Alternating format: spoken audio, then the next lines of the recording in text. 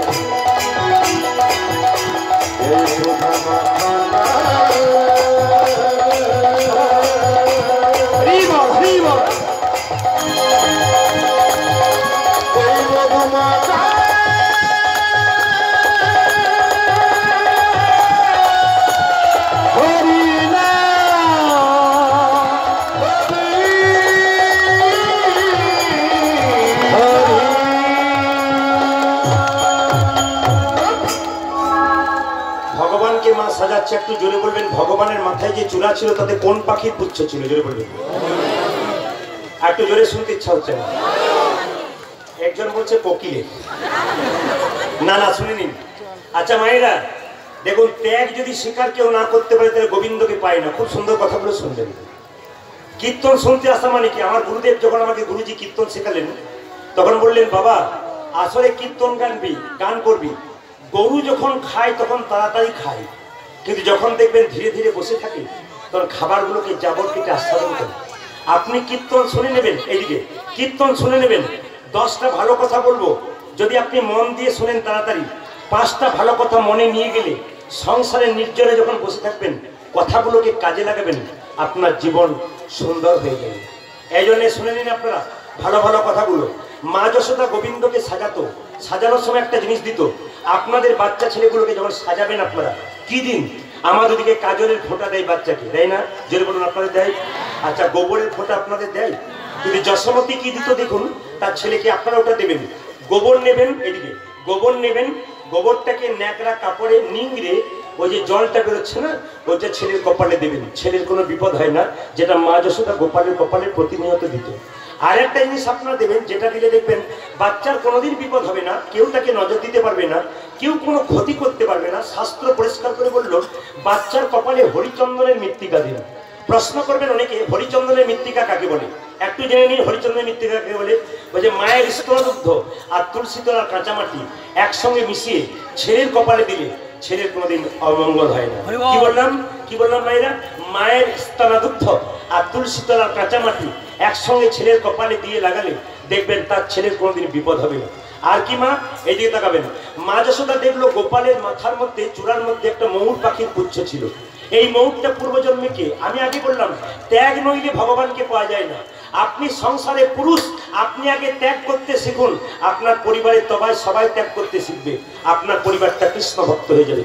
শাস্ত্রের দিকে গেলে কুন্তী ছিল কৃষ্ণ ভক্ত, তার বৌমা দ্রৌপদী ছিল কৃষ্ণ ভক্ত, তার বৌমা উত্তরা ছিল কৃষ্ণ ভক্ত। আপনি কৃষ্ণ ভক্ত হন, আপনার বৌমা হবে, আপনার বৌমা হলে আপনার নাতিপুতি হবে। আপনি তৈরি করে দিয়ে যান। মৃত্যুর আগে টাকা পয়সা রেখে গেলেন, এটা কি বিরাট হয়ে গেল? না, কোনোদিনই না। মৃত্যুর আগে বাড়িতে কৃষ্ণ ভক্ত সন্তান তৈরি করে দিয়ে যান, বাড়িটাকে বৃন্দাবন তৈরি করে দিয়ে যান, আপনার পরপারের পথ পরিষ্কার হবে। তবে বলে রাখি, আপনারা যে এখানে বসে আছেন শুনে রাখুন, গুরু মন্ত্র জপ করবেন, কিন্তু এটা একটা কথা জেনে রাখুন, অনেকে বলে সময় নাই জপ করার। আমি তাদেরকে বলবো বিছানাতে উঠে, ঘুম থেকে উঠে আপনার গুরু মন্ত্র জপ করে নিতে পারবেন। অনেকে বলবেন বিছানা অপবিত্র জায়গা, ওই জায়গাতে গুরুমন্ত্র ভজনা করা যায়, কিন্তু হ্যাঁ, সব জায়গাতে গুরুমন্ত্র ভজনা করা যায়। রামকৃষ্ণ পরমহংসদেব বলেছেন, ওগো সোনার আংটি বাঁকা হোক আর ভাঙা হোক, সোনা কিন্তু সোনা। হরিনাম সব জায়গায় পবিত্র। আমি আপনাদের বলবো, বাথরুম ঘরে বসে আছেন, আপনি ওখানে গুনগুন করে কীর্তন করতে পারেন, কেন? ওটা অপবিত্র নয়। নাম কোনোদিন অপবিত্র হয় না। গঙ্গা জল যেমন সর্বত্র পবিত্র, নাম যে অবস্থায় করবেন সে অবস্থায় পবিত্র। মায়েরা ঘুম থেকে উঠবেন, বিছানাতে বসে প্রথমে দরজা জানলাতে আপনার বাড়ির দেওয়ালে কৃষ্ণের ছবি রাখবেন। রাখবেন না কি দেওয়ালে? রাখবেন না ভাঙা দেওয়ালে ভাঙা ঘড়ি, অচল ঘড়ি রাখবেন না কোনদিন দেওয়ালে। যে সংসারে অচল ঘড়ি রাখা হয়, যখন দেখবেন ঘড়ি চালু নেই আর বন্ধ হয়ে গেছে, বাস্তুশাস্ত্রবিদরা বলল ঘড়িটার সঙ্গে সঙ্গে নামিয়ে দাও। কেন? যত ঘড়ি অচল হবে সংসারকে আস্তে আস্তে অচল, এগুলো মানতে হয়। বাড়ি ঢুকবার সময় চটি জুতো দেখবেন অনেকে দরজার সামনে চটি জুতো রেখেছে, না, লক্ষ্মীর আসা যাওয়া হয়। যদি আপনি চটি জুতো রেখে দিন, লক্ষ্মী এসে আবার ঘুরে চলে যায়। এই জন্য আপনারা বলেছেন, আমাকে কীর্তন কমিটির ভাইয়েরা বললেন, আপনি রাত্রিবেলায় গান নিলেন, গান দিলাম আপনাকে সন্ধ্যাবেলায়, কেন? আপনার কাছে কিছু পাওনা আছে। কিন্তু আমি তো জানি বাংলাদেশের প্রচুর মানুষ আমাকে ফোন করে বলে, প্রদীপ বাবু আপনার কীর্তন তো আমাদের বাড়িতে বাড়িতে। বললাম কিরকম?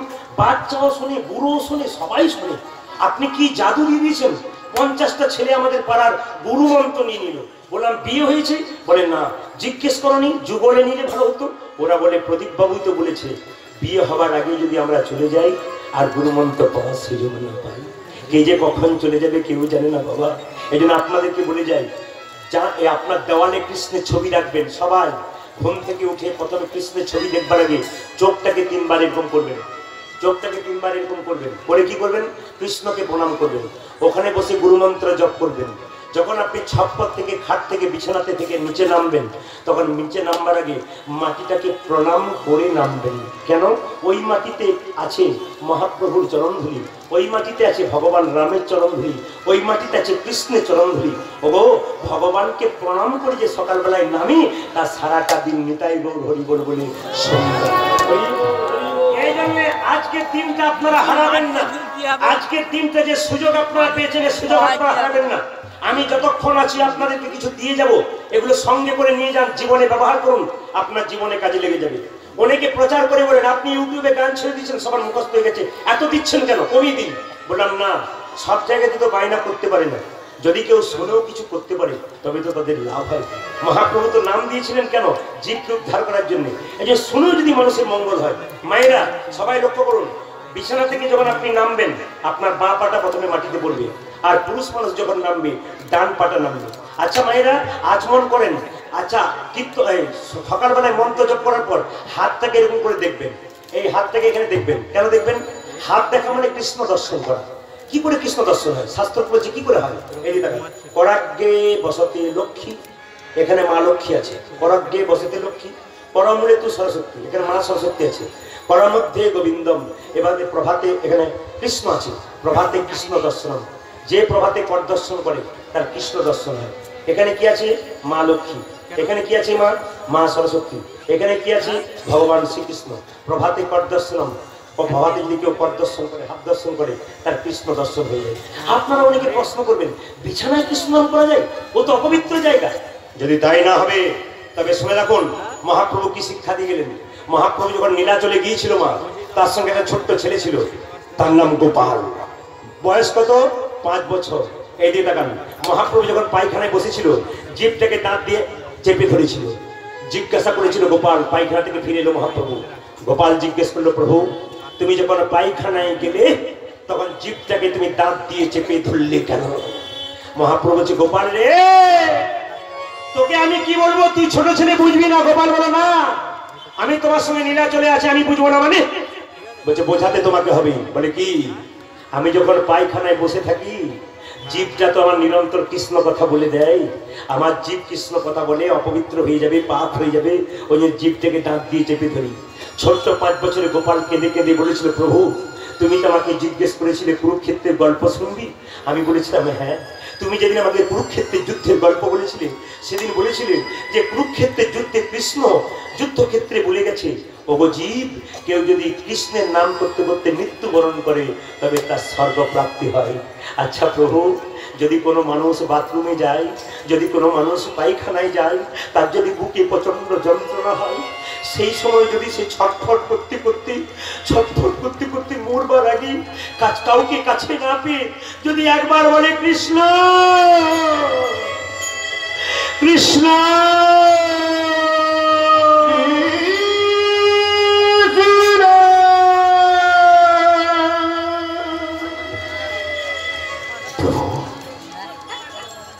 ওই অবস্থায় কৃষ্ণ নাম করা কি পাপ? মহাপ্রভু 5 মিনিট কথা বলতে পারেন, থমকে দাঁড়িয়ে চোখের জল ফেলে গোপালকে জড়িয়ে ধরে বলেছিল, গোপাল তুই কি করলি বাবা? সবাই আমাকে মহাপ্রভু বলে তুই আমার চেতন ঢুকিয়ে দিলি, তুই আমার চৈতন্য জাগিয়ে দিলি। আমার ভেতরে চৈতন্য, আমাকে লোকে চৈতন্য বলে, আমার সে চৈতন্য জাগিয়ে তুই চৈতন্য জাগিয়ে। গোপাল, আজ থেকে তুই হলি গোপাল গুরু, আজ থেকে তুই হলি গোপাল গুরু। মহাপ্রভু সাক্ষাৎ বললেন কি জানেন? দীক্ষা গুরু একটা হয়, শিক্ষা গুরু অনেক হয়।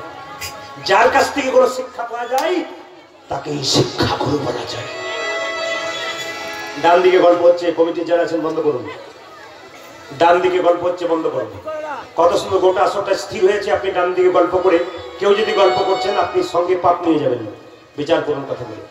গোপাল গুরু মায়েরা, নিত্যানন্দ মহাপ্রভু একদিন রাস্তা দিয়ে বেরিয়ে যাচ্ছে, একটা লোক পুকুর ঘাটে ছিপ ফেলেছে। ছিপ বোঝেন তো? দাড়ি বলে আমরা তো দেখবেন সাদা মতো ডোবে আর ওঠে, ওটার নাম কি? ফাতনা। ওটাকে কি বলে? ফাতনা। তো নিত্যানন্দ ঠাকুর ছিপ ফেলেছে, ফাতনার দিকে তাকিয়ে আছে। পাশে বিয়ে যাচ্ছে, বর যাচ্ছে, কোণে যাচ্ছে, ঢাক ঢোল সানাই বাজছে, কিন্তু নিত্যানন্দ ঠাকুর দেখলো বিয়ে যাচ্ছে, এত লোক দেখছে, বর কোণে সব দেখছে, কিন্তু যে লোকটা ছিপ ফেলে আছে ও কিন্তু কোনো দিকে তাকায় নাই, ফাতনার দিকেই তাকিয়ে আছে। নিতাই চাঁদ দেখলো বিয়ের দিকে তাকালো না, কোনো দিকে তাকালো না, ও বেটা ফাতনার দিকে তাকিয়ে আছে। যেই না ফাতনা ডুবেছে অমনি জোরে খাই মেরেছে, একটা বড় মাছ উঠে এসেছে।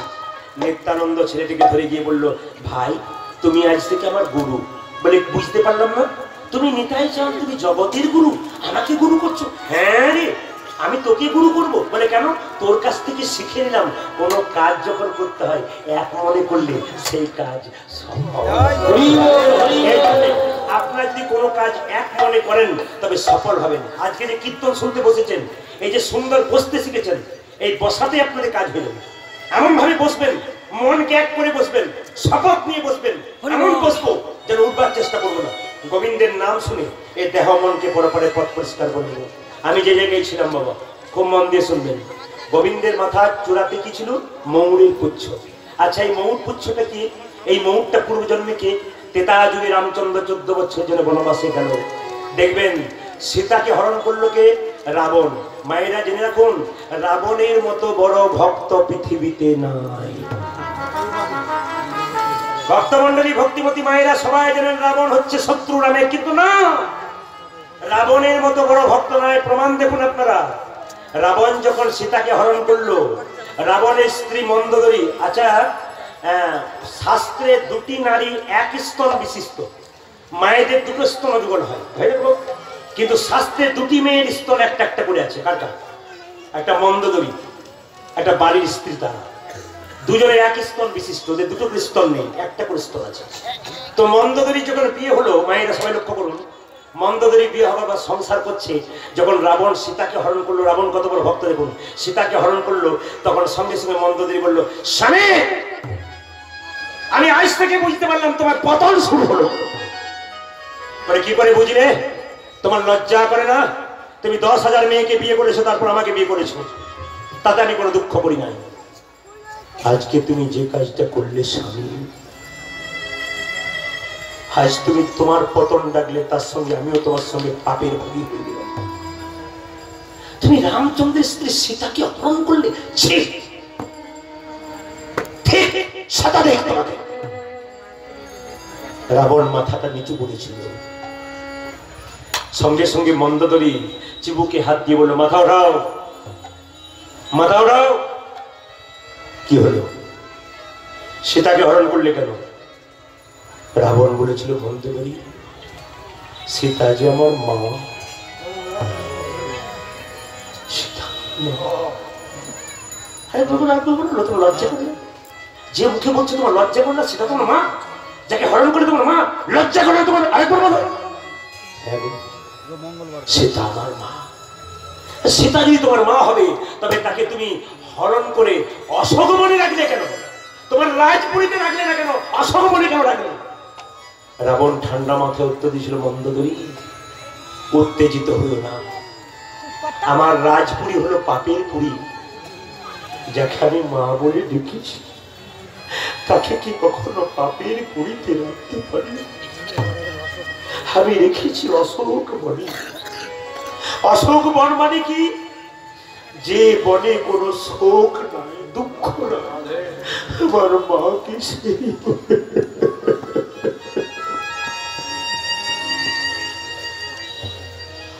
এ সংসারে কখন চলে যাবে, কখন থাকবে কেউ জানে না। যাবার আগে কৃষ্ণের জন্য কেঁদে যাও, ভগবানের জন্য কেঁদে যাও। এখন দেখুন 10,000 12,000 মানুষ ভক্তগণ কেন স্থির হয়ে বসে আছে? এইরকমটা হয় প্রতি আসরে। এই যেমন আপনারা স্থির হয়ে বসে আছেন, আমার গুরুজি বলল, কীর্তন এমন করবি, রসে কীর্তন ভরে দিবি, মানুষের হৃদয়ে প্রেম দিয়ে দিবি, স্থির হয়ে যাবে আসন। যখন কারো ভেতরে আস্বাদন শুরু হয়ে যায় বাবা, তখন চুপ হয়ে যায়। ভোজ বাড়িতে প্রথমে পাতা পড়ে, তারপর কাগজি পড়ে, তারপর নুন পড়ে। আমার পাতা পড়ে নাই, আমার পাতা ফুটো, আমার কাগজি পড়ে নাই, ভাই লবণ দাও। যখন খাবার শুরু হয়ে যায়, তখন আর কথা থাকে না। কীর্তন শুনতে বসার সময় চিৎকার চেঁচামেচি হয়, কিন্তু যখন আস্বাদন শুরু হয়ে যায়, ভেতরে যখন ঢুকে যায়, তখন আর কথা বেরোয়। কৃষ্ণ বলে কাঁদো, কি আছে সংসারে? এখনই আছে, এখনই না। এত সুন্দর সোনার সংসারটা তৈরি করলে বলা তো যায় না, সকালেই তুমি চলে যাবে। আমি কয়েকদিন আগে দক্ষিণ 24 পরগনা বিষ্ণুপুর বলে একটা জায়গা আছে জয়নগরের পাশে, ওখানে গান করতে গিয়ে দেখতে পেলাম, মায়েরা সবাই লক্ষ্য করুন, আশ্চর্য ঘটনা দেখলাম। ওখানে দেখলাম একজন ভদ্রলোক মারা গেছে, তাকে এসি গাড়িতে চাপিয়ে আনা হচ্ছে। এসি গাড়ি ফুলের মালা দিয়ে। লোকটা মরে গেল, তাকে আবার এসিতে চাপানো হচ্ছে। ওকে যখন নিয়ে আসা হলো শ্মশান ঘাটে, তার পেছন পেছন দেখলাম একজন রিক্সাওয়ালা, ভ্যানওয়ালা, রাস্তার ভিখারি, ও মরে গেছে। ওকে ভ্যানের মধ্যে খড়ের দড়ি আর ছেঁড়া তারাই দিয়ে বেঁধে দিয়েছে। ওই ভিখারি মানুষটা ওই এসিতে যে গাড়িটা এলো, সেই লোকটার বাড়িতে কতবার দরজাতে গেছে, বাবু বাবু বলে চিৎকার করেছে, একবারও সাড়া দেয় নাই, দূর দূর করে তাড়িয়ে দিয়েছে। কিন্তু আজকে শেষের দিনে কি দেখা গেল জানেন? ও এসি গাড়িতে এলো, ও ভ্যানের মধ্যে সেরা তারাই বেরিয়ে এলো, কিন্তু চিতাতে যখন শোয়ানো হলো তখন দুজনকে দুপাশে শুয়ে দেওয়া হলো। দেখে মনে হচ্ছে বহুদিন পরে দুজন যেন দুজনের সঙ্গে প্রাণ খুলে কথা বলছি। এর থেকে আমরা কি শিখে নিলাম? এর থেকে আমরা এইটাই শিখে নিলাম, জগতে আসার সময় আমরা এক, আর যাবার সময় আমরা এক। মাঝখানটাতে শুধু আমি বড় লোক, তুমি গরিব লোক। আসুন, এই হরিবাসনের সুযোগ মিলেছে আপনাদের। এই অহংকার অভিমানের চামড়াটা এখানে খুলে দিয়ে মানবিকতার পোশাক পরে হিন্দু সনাতনকে জাগানোর জন্য, মনুষ্যত্ব বিবেককে জাগিয়ে ধর্মের পথটাকে শক্ত করো। কৃষ্ণের জন্য কেঁদো না, সংসারের জন্য কেঁদো না। সংসারের জন্য কাঁদলে তোমার চোখে জল পড়বে, সে জলটা চোখের কোণ দিয়ে পড়বে, সে জল মুখের মধ্যে প্রবেশ করবে, নোনা নোনা ভাব লাগবে। কিন্তু কেউ যদি কৃষ্ণের জন্য কাঁদে, তার চোখের জলে কোনোদিন চোখের কোণ দিয়ে পড়ে না গো, কোণ দিয়ে পড়ে না গো। যে জন ভগবানের নামে চোখে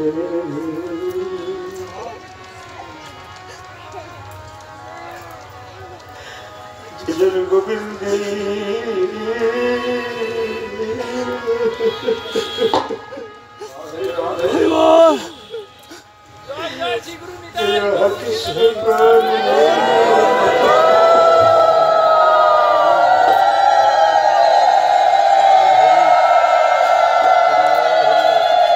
আমার কিছু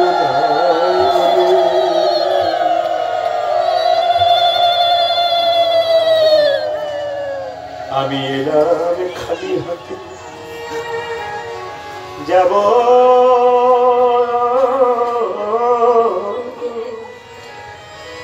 আমি এলাম আমি এলাম খালি হাতে, আমি যাব খালি হাতে, কিন্তু যাবার সময় যেন নাম আমার শুনবি। এই দিকে তাকান। রাবণ যখন কাল চুপচাপ বসে আছে তখন বলছে, যদি সীতাকে তুমি অশোক বনে রেখেছো, তাহলে তুমি তোমার সীতাকে লোকে প্রহার করছে কেন? যুক্তিগুলো দেখো, আমি সেই জায়গায় এবার যাবো। তোমার সীতাকে লোকে প্রহার করছে কেন? বলো কেন প্রহার করছে? ওগো মন্দোদরী, নদীতে যদি নৌকা বাঁধা থাকে আর সেই নৌকাতে কেউ যদি বারবার আঘাত করে, তবে কেউ ছুটে আসুক আর না আসুক, নৌকার মালিক ছুটে আসবে। সীতামা হলো পরপারের নৌকা, সীতামা হলো পরপারের নৌকা। যদি সীতামাকে বারবার আঘাত করো, তবে কেউ আসুক আর না আসুক গো, সীতাপতি রামচন্দ্র ছুটে আসবে। তখন আমি ঘরে বসে চরণ, আমি ঘরে বসে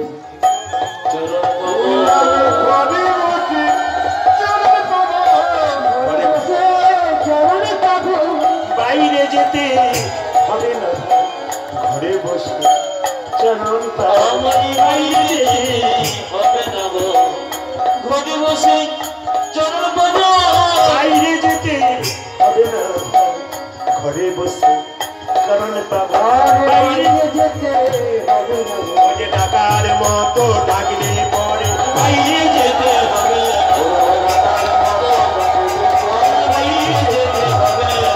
ডাকার মতো ডাকলে পরে ঘরে বসে চরণ পাবো।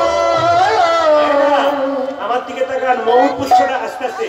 আমি যে জায়গায় ছিলাম তত্ত্বে ভগবান শ্রীকৃষ্ণ মৌর পুচ্ছটা কেন নিল?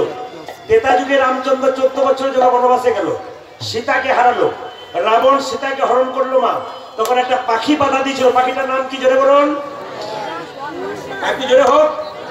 জটায়ু পাখি। এইদিকে আচ্ছা, জটায়ু পাখি যখন বাধা দিল রাবণ, তখন জটায়ু পাখি কি করলো? ডানাটাকে কেটে দিল। এই যে দেখাবেন, জটায়ু যখন ডানা কেটে দেওয়া হলো, জটায়ু ছটফট ছটফট ছটফট করছে। জিজ্ঞাসা করলো রামচন্দ্র, জটায়ু তোর এই অবস্থা কে করেছে?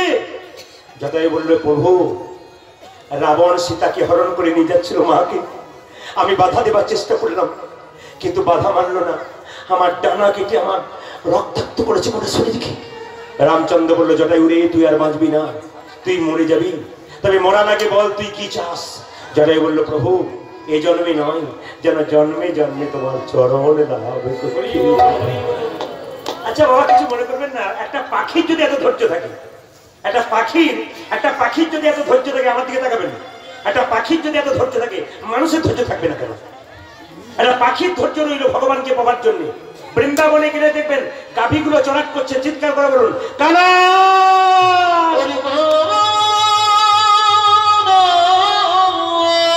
এই দিকে তাকাবেন, যখন আপনি বৃন্দাবনে গিয়ে কানায় কানায় বলবেন, দেখবেন যে গাভীটা ঘাস খাচ্ছিল ও আর ঘাস খাবে না, চিৎকার করে যেন বলতে চাইবে, এতদিন পরে কানাইয়ের নাম কে সোনালি রে, কে আমায় কানাইয়ের নাম সোনালি, সে যে আমায় বিনা মূল্যে কিনে নিলি রে। বাবা রাধাকুণ্ডে যাবেন, যে কচ্ছপ গুলো থাকে, আপনি তালি দিন যাবে না, রাধে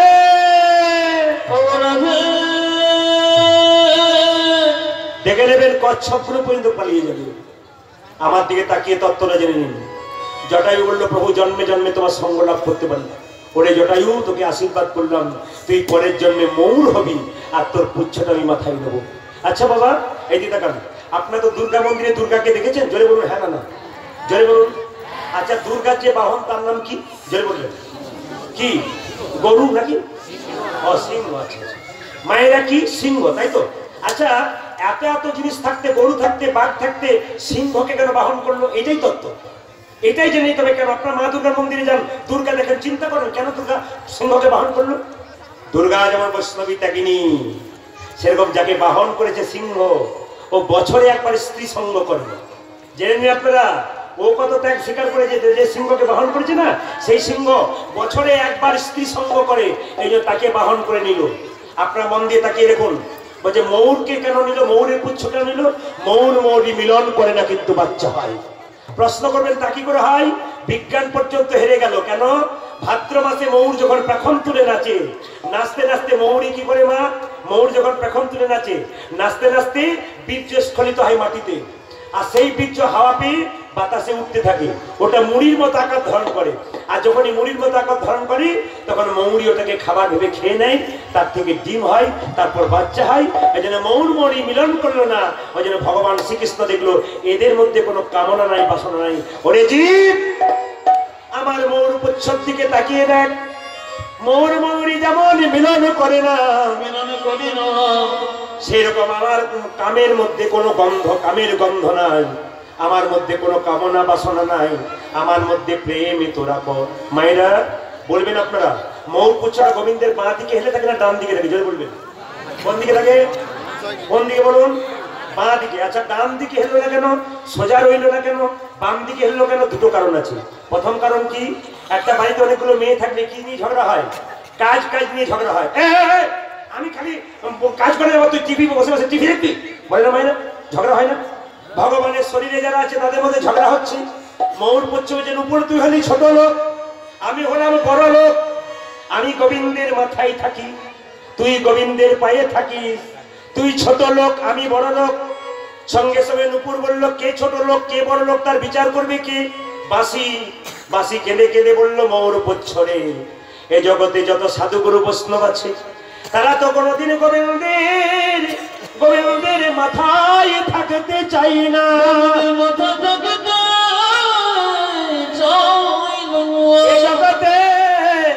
এ জগতে যত সাধু গুরু বৈষ্ণব আছে, তারা গোবিন্দের চরণ,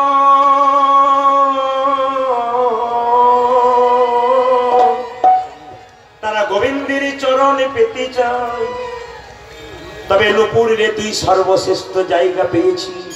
এই দিয়ে তাকাবেন, ময়ূর পুচ্ছর অহংকার ভেঙে গেল। মনে মনে ভাবলো, নুপুর রে, গোবিন্দ যখন গোচারণ থেকে আসবি, আমি বাম দিকে হেলে থাকবো, তুই তো প্রতিদিন গোবিন্দের চরণে ধুলি মাথায় নিস, আমি তো মারতে পাই না, আমি বাম দিকে হেলে থাকবো, তুই কি করবি? বলে দিবি দিবি ধুলা ওরাইয়ে দিবি,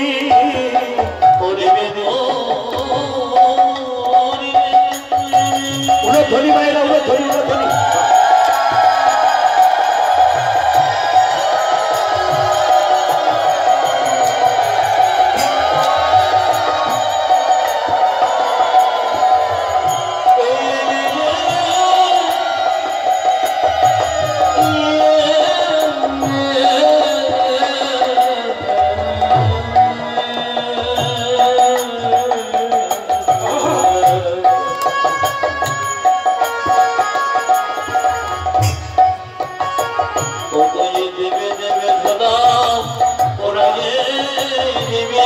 মাথা পেতে ধারানি করব, দিবি দিবি ধরা উড়াইয়ে দিবি। মাথা পেতে ও যে দিবি দিবি ধরা উড়াইয়ে দিবি। মাথা পেতে ও যে দিবি দিবি ধরা উড়াইয়ে দিবি। ও যে দিবি দিবি ধরা উড়াইয়ে দিবি। দিবি দিবি ধরা উড়াইয়ে দিবি। এইদিকে এইদিকে এইদিকে আর বাম দিকে থাকে কেন? সোজা থাকলে গোবিন্দ বদন দেখবো, ডান দিকে থাকলে গোবিন্দ বদন দেখবো, আর বাম দিকে থাকলে আমি রাধা বদন দেখতে পাবো।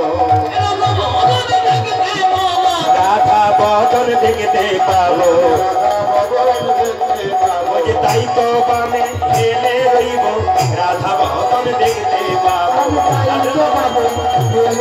আমি রাধা বদন দেখতে পাবো।